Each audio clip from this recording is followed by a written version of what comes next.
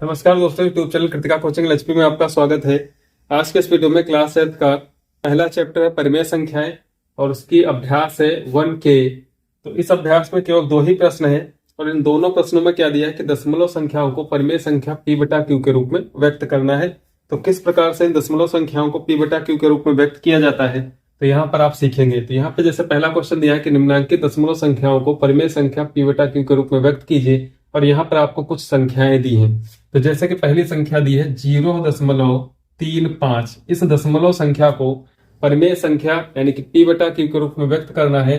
तो इसके आपको 2 तरीके हैं। या तो आप क्या करते हैं कि जैसे 0.35 दिया हुआ है तो आपको इसके बटे में एक लाइन खींचनी है, उसके बाद दशमलव के नीचे 1 लिखना है और दशमलव के बाद जितने अंक हैं उतने यहाँ पर हर में क्या करना है, 0 लगा देने। चूंकि यहाँ पर 2 अंक थे, 1 और 2, तो 2 0 लगाए और यहाँ पर दशमलव हटा देना है। तब जाकर के संख्या बचती है आपकी 35 ऊपर अंश में और हर में हो जाती है 100।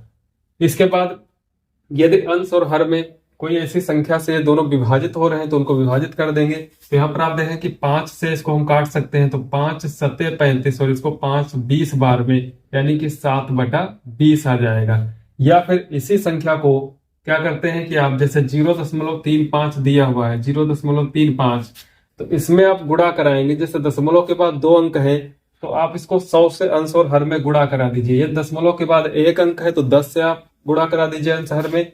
यदि दशमलव के बाद 2 अंक है तो 100 से करा दीजिए। दशमलव के बाद 3 अंक है तो 1000 से करा दीजिए। दशमलव के बाद यदि 4 अंक है तो 10,000 से अंश हर में गुणा कराएंगे। जैसे मान लीजिए यहाँ पर दशमलव के बाद 2 अंक है तो इसको हम गुणा करा देंगे 100 से और भाग भी करा देंगे 100 से। अंश और हर में कह लीजिए कि गुणा करा देंगे 100/100 से। उसके बाद क्या होगा कि जब अंश में जो 100 है इसकी गुणा होगी तो दशमलव, यहाँ पर 2 0 है तो जब गुणा होगी दशमलव के बाद 2 अंक है तो ये दशमलव हट जाएगा, तो ये संख्या आ जाएगी आगे 35/100। तो यहाँ पर इसी प्रकार दूसरी संख्या जो दी है जैसा कि दिया है 0.750, तो यहाँ पर भी आप क्या करेंगे, इसके बटे में एक लाइन खींच लीजिए, 1 लिखिए, 1 2 3 अंक है तो 3 0 बढ़ा लीजिए, अरे दशमलव हटा दीजिए तो आगे बचेगा 750 और बटे में आ जाएगा 1000। इसके बाद 1 0 1 0 कैंसिल कर दीजिए तो 75/100 बचता है। यहाँ पर बच जाएगा 75 और बटे में 100। इसके बाद 25 से दोनों संख्याएं विभाजित हो जाएंगी।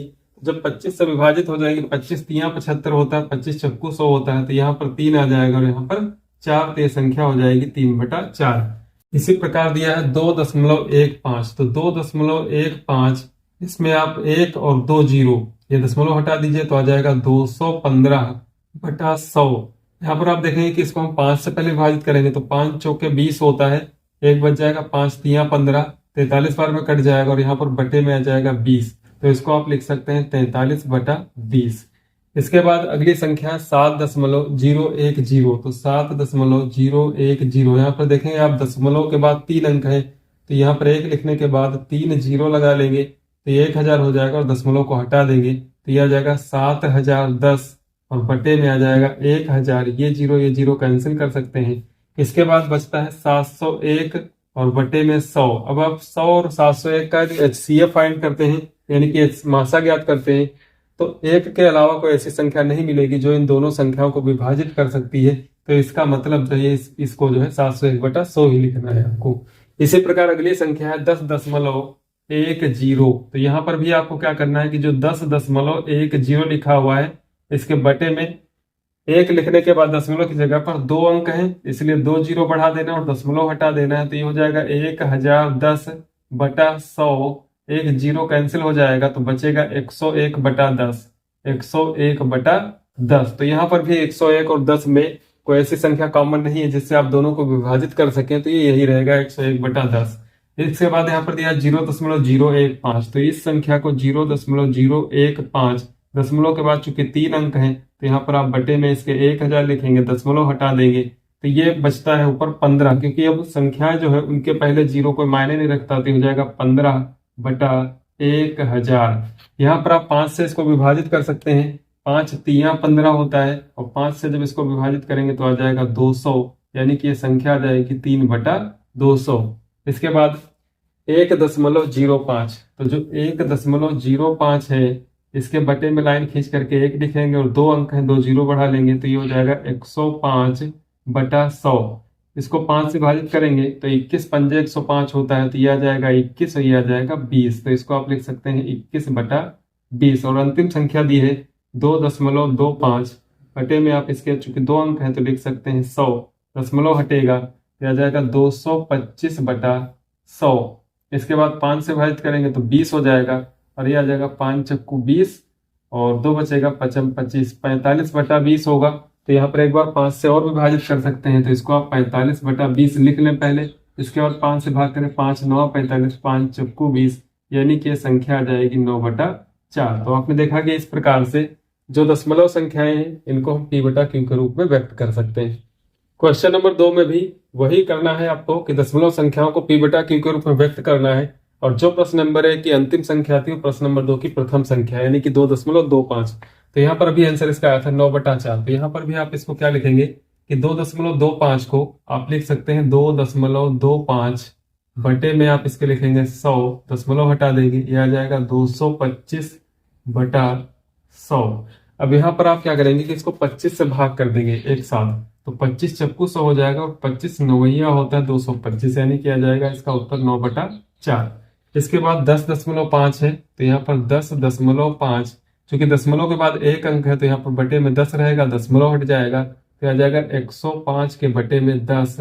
अब यदि आप 5 से विभाजित करते हैं इसको तो 21 पंजे 105 होता है, तो इसको काटेंगे तो 21 आ जाएगा और 5 दूनी 10। एक ही संख्या से अंश और हर में क्या करना होता है, भाग करना होता है। इसके बाद तीसरी संख्या दी इसमें 8.625, तो यहाँ पर 8.625 में क्या है कि दशमलव के बाद 3 अंक है, तो यहाँ पर संख्या जो आएगी वो 1000 हो जाएगी, आ जाएगा 8625 और बटे में आ जाएगा इसके 1000।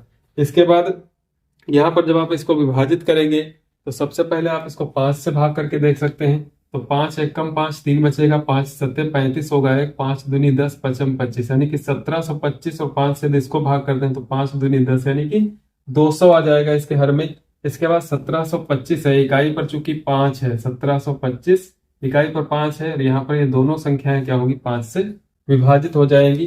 तो यहाँ पर एक बार फिर 5 से विभाजित करके देखेंगे, तो 5 से जब विभाजित करेंगे या 25 से आप डायरेक्ट कर लीजिए तो 25 छक्का 150 होता है, 25 छक्का 150 कितना बचेगा 22 होगा और 5 यानी कि 225 हो जाएगा। यदि आप 25 से भाग करते हैं 1725 को तो 25 छक्का 6 बार लगाएंगे 150 होगा, यहाँ पर बच जाएगा 22 यानी कि 225 होगा। तो 25 नवैया होता है 225, तो यहाँ पर आ जाएगा सीधा सीधा 69 और बटे में यहाँ पर आ जाएगा जब 25 से काटेंगे 25 अट्ठे 200। इसके बाद 69/8 जो होगा ये इसका आंसर हो जाएगा। यहाँ पर 16.375 अगली संख्या है, तो यहाँ पर भी दशमलव के बाद 3 अंक है तो 16.375 और बटे में आप इसके लिख लेंगे 1000 और ये दशमलव हटा देंगे तो संख्या आ जाएगी 16,375 बटा में 1000।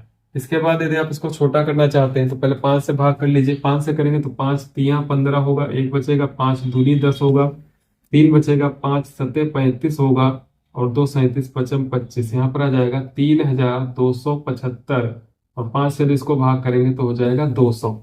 एक बार इसको 5 से पुनः भाग कर लेंगे तो 5 छक्का 30 होता है, 2 बचेगा 5 25 होता है, 2 बचेगा 5 25, 655 आ जाएगा और 5 से इसको भाग करेंगे तो 5 चुक्कू 20 यानी कि 655/40।